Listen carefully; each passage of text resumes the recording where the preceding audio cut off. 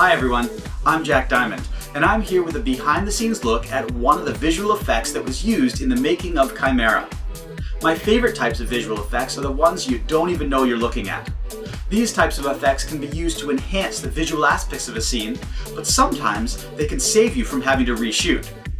In Chimera, we created an interactive poker game where you, as the user, get to decide which cards to drop and which cards to play. It's important when shooting a scene like this to remember to be well organized so that you get all the shots you need for every possible option. In our case, we missed one.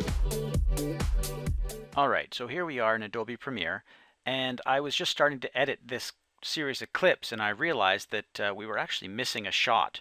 So here we can see we have the footage of all 5 cards. The next thing we have is a shot where we've dropped the 3, followed by the shot where we've dropped the 5, then the shot where we've dropped the 6, and finally the shot where we dropped the King of Clubs. Unfortunately, we forgot to get the shot where we dropped the King of Hearts. So that's where the digital magic comes in.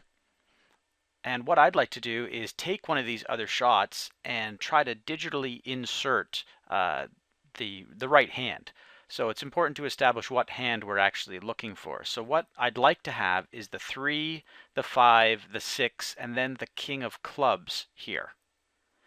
So there's a couple different ways to do this shot. The other thing here is that I don't actually just want to do a still frame. I actually want to have it moving, kind of like these other shots move. So there's a couple of ways to do this. I could try to do it with this shot and actually digitally replace the whole King of Hearts. But instead of doing that, I actually found it easier to use this shot. And here I have just a simple spread of the 4 cards. But what I'd like to do is digitally replace the King of Hearts with the 6 of Spades so that I have 3, 5, 6 and King of Clubs. And I have the entire king showing, which is good. And because the 6 will be partially obscured here, we'll have to make some considerations, but it'll also make the effect a little bit less obvious to the audience. So obviously I'm going to need to export this shot into After Effects, but I'm also going to need a clean clip of the 6 of Clubs, which I'm going to use to digitally replace that king.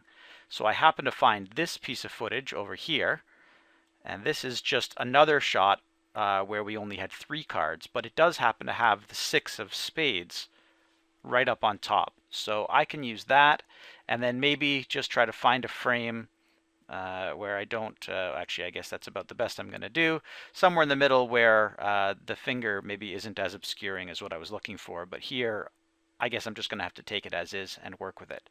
So I export that frame by clicking the Export Frame button and then load it into Photoshop.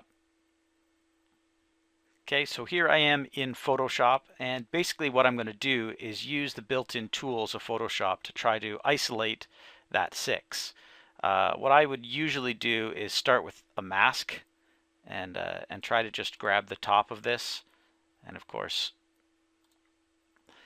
basically just use the selection tools and try to get it into a good place, and then just delete that clip.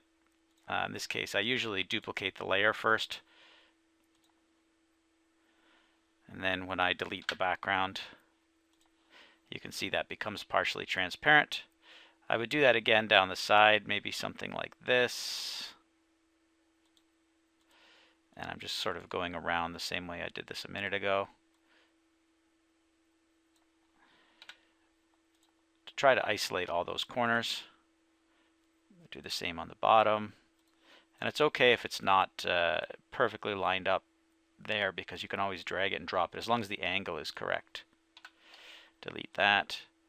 And then, and of course I do the other side as well. To get rid of these rounded corners I did something kind of neat.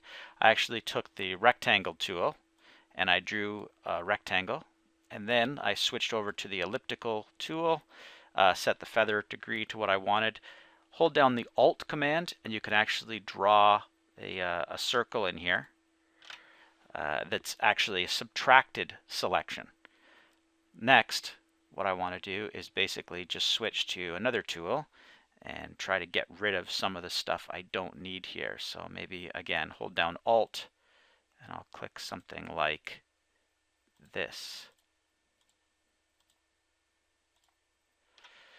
And now I've actually isolated a new little selection that I can use to actually maybe pick off that corner.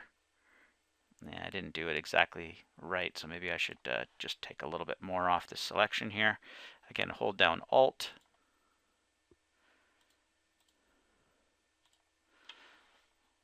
And then I should be able to get in there. And now you can see I've got a rounded corner, and I can just delete that. And I would basically use that same method to do all of the other corners. I've already gone ahead and done that. And so here it is, my 6 of spades. I've also taken some time to color the bottom using some of the other tools in Photoshop. So I have a full card. So you can see here the card is completely obscured, but using some tools, and maybe I'll just show you that real quick as well, you can actually zoom in and maybe paint some of these things out. I usually start with something like the smudge tool, you know, with a fairly high size here, a fairly large size, and just maybe clear some of this out. What I'm basically doing is just trying to get a solid fill of color in there. If you don't like that method, because it does tend to smear and get rid of some of this grain that's here, you can actually select some of this stuff. And now you've got a selection you can use, and you can actually, you know, go up to a part maybe that has some of this area that you have, and do a Control C and a Control V, and that allows you to basically paste and get this layer in here, and then you can drag that back to where you just copied it from. The color's a little bit off right now, so I'm just going to adjust maybe the brightness and contrast, just try to match that up a little bit.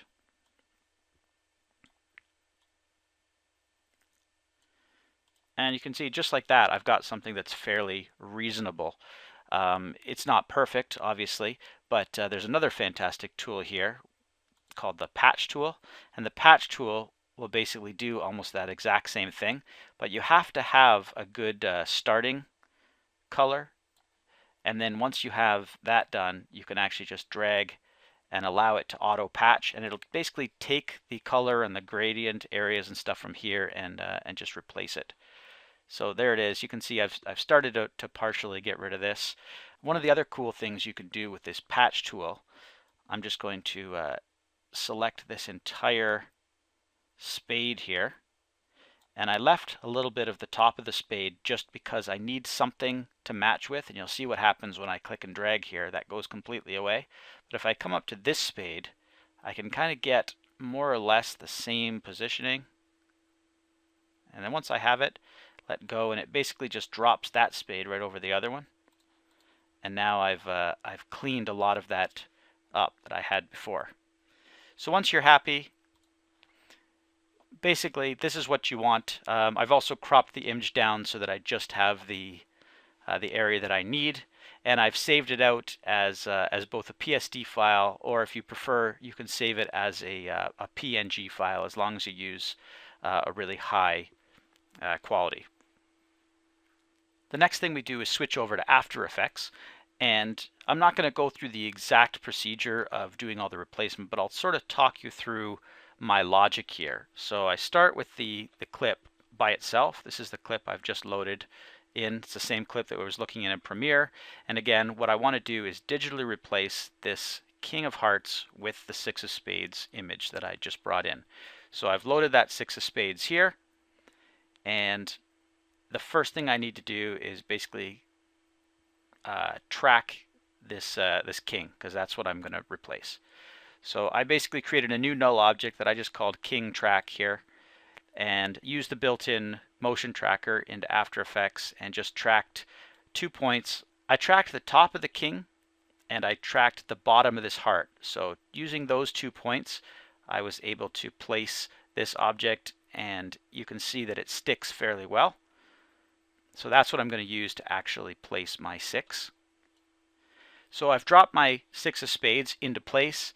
I've parented it to my null object, and just by sort of playing through this, you can actually see that it sticks fairly well, and already I've got a really nice effect happening. But I do need to do a little bit more just to sort of seamlessly integrate this. Obviously that 6 needs to be behind the king of clubs, and also it needs to be behind some of my fingers here, or some of the fingers that are in the way. So just like I tracked the king of hearts, I also tracked the king of clubs using the top of the K and the bottom of the club. Created a new null object, and you can see when I play through this that the tracking object actually sticks to that club fairly well. It's kind of hard to tell when it's not moving, so maybe I'll back up a little bit, but there it is, sticking to the club fairly well. And what I did was I basically added a second copy of the same footage over top so that I could retrack that king into place. And I also added a new adjustment layer. I parented the adjustment layer to the null so that as the king moves, that mat follows with it.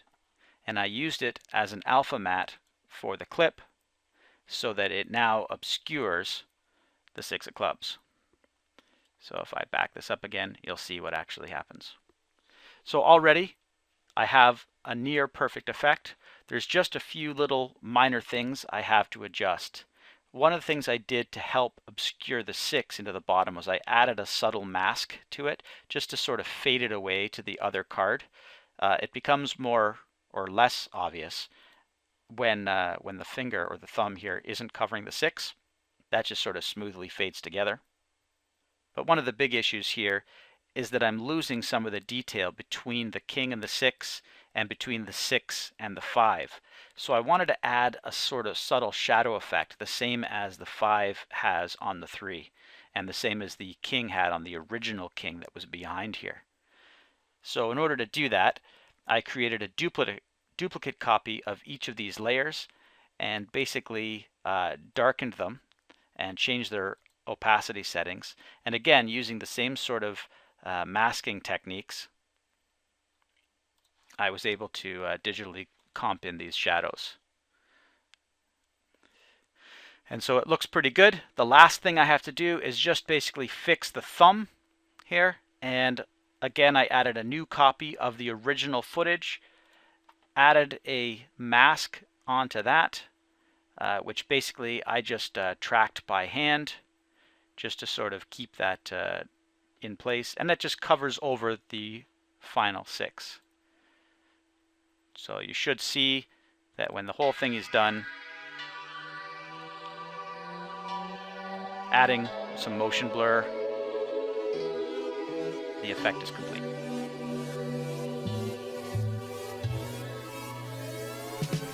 If you'd like to see more behind-the-scenes videos or visual effects tutorials, consider subscribing to this channel. You can also leave a comment below telling me exactly what type of video you'd like to see. If you want to help me out, you can like this video or share it on your favorite social media sites. You can even follow me on Twitter. Thanks for watching. I'm Jack Diamond, and I'll see you next time.